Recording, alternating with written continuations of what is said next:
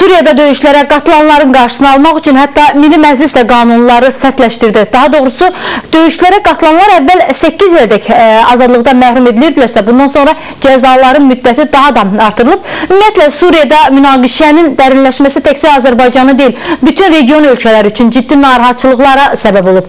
Türkiyənin baş naziri Recep Tayyip Erdoğan da partiyasının qrup toplantısında deyib ki, qərb dövlətləri Türkiyənin qarışdırmaqdansa Suriyada baş verənlərin qarşısını alsınlar.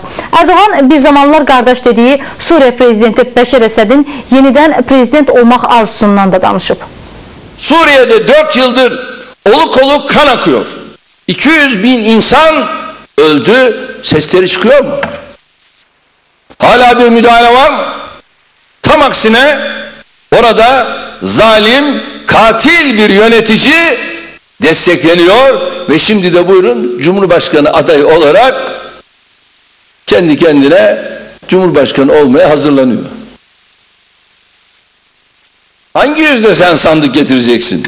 Kimin huzuruna sandık getireceksin?